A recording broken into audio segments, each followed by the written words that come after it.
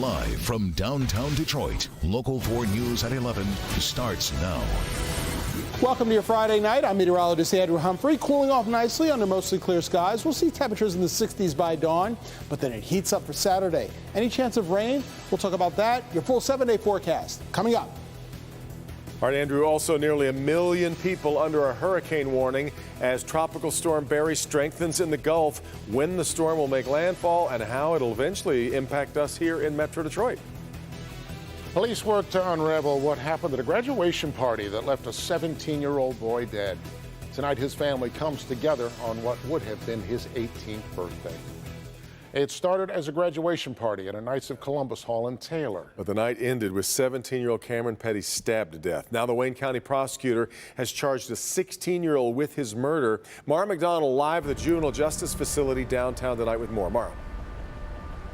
Devin, that 16-year-old is Giancarlo Delgado. He is from Southgate. He is currently here at this juvenile detention facility. We expect him to be arraigned probably in the morning. On what would have been his 18th birthday, Cameron Petty's family did what they have always done, gather for cake and food, except this time, Cameron wasn't here. How are you coping? One day at a time.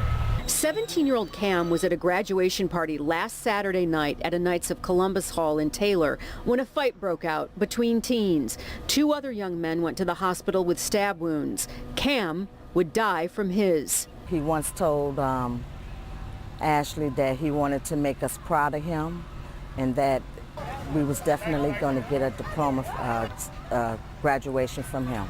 His mom and grandma can't bear to talk about what happened that night, preferring to celebrate his birthday tonight. Happy birthday, baby! Back here live, well, Delgado is expected to be arraigned here in the morning. Kim Worthy has made this decision. She has charged him as a juvenile with an adult designation, which means this. If he is convicted, the judge hearing this case has the option of sentencing him as a juvenile, sentencing him as an adult, or sentencing him as a combination of both. We're going to stay on top of this one. We're live downtown tonight. I'm Mara McDonald, Local 4. Yeah, that would leave it wide open. All right, Mara. Steve. A hurricane warning is in effect as Tropical Storm Barry moves toward Louisiana, threatening as much as 20 inches of rain or even more. Flooding is the major concern in and around New Orleans. National Guard troops and rescue units are in position all around the state, ready to respond. Jay Gray is in New Orleans, where 1 million people brace for the storm. Hey there, Steve. Good evening. There's been wind gusts and rain on and off throughout the evening. Those conditions only going to intensify over the next several hours here. As night falls over New Orleans, with Barry moving in, the time to move out is all but over now. If you're in one of the areas at risk, which is a huge portion of South Louisiana, tonight be where you want to be and have what you need to have on hand in order to protect yourselves and your family. Low-lying parishes are already taking on water, with a lot more on the way. Windows are boarded up, sandbags stacked. For the first time ever, all the floodgates in and around the city are closed. Pumping stations are online. High and heavy rain falls. This is what we are preparing for. Some areas could see as much as 25 inches of rain. Another major concern, storm surge. The Mississippi River has been at flood stage for a record 260 days. I've never seen it this high. It's pretty impressive. A surge of 5 feet or more could push water over the levees, though right now the Corps of Engineers is confident that won't happen. It remains the case that we do not expect any overtopping of the levees along the Mississippi River. Of course, when it comes to Gulf storms, nothing is ever certain. Game day is here.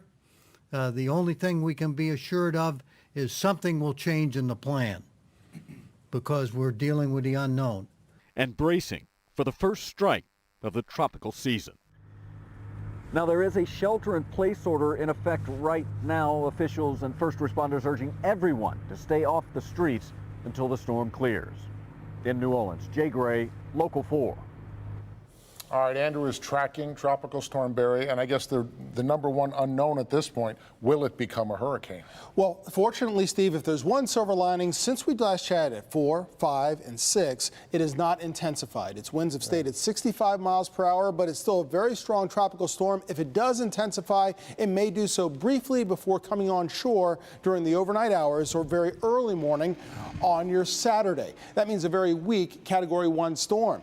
Nonetheless, whether it's a Category 1 storm or it remains a tropical storm, it still has huge amounts of rain that's going to fall over New Orleans, southern Louisiana, southern Mississippi, southern Alabama, and parts of Florida over the next several hours. Right now, again, Barry has winds of 65 miles per hour, moving very slowly once again, only around 5 or 6 miles per hour at the most. It will still likely make landfall overnight tonight or early tomorrow morning when you join me on Local 4 News today, moving into the interior of Louisiana and still remaining a tropical storm even after it's over 50 or 100 miles in, with winds of at least 40 miles per hour. Then it travels farther north, providing possible flood concerns along the Mississippi River Valley from Arkansas into Missouri.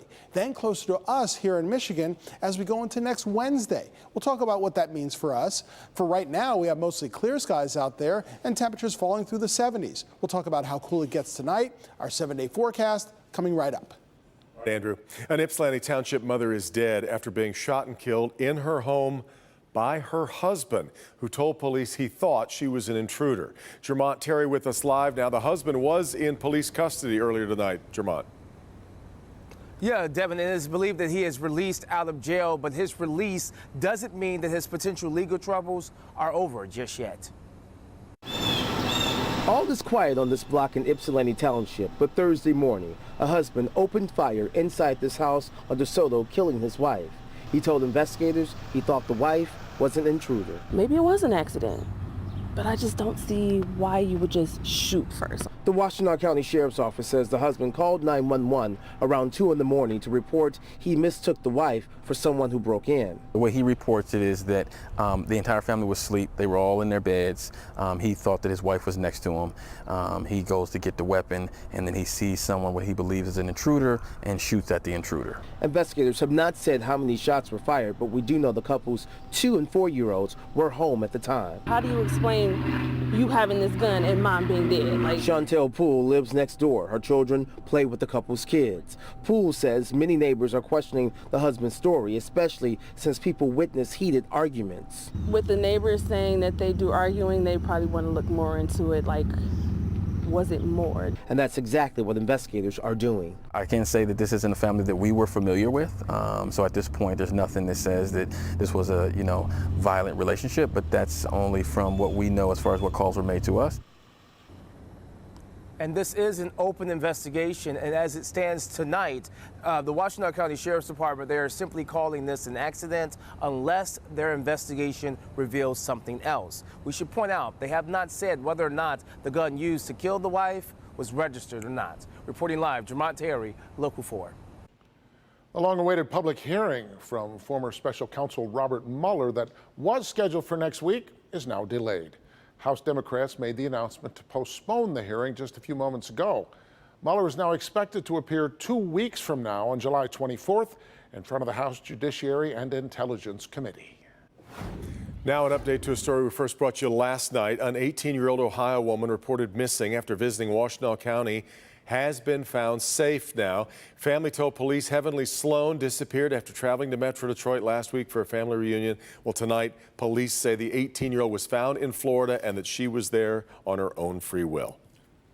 Hundreds of protesters gathered today outside the ICE immigration office on Detroit's east side to voice their displeasure over planned immigration raids.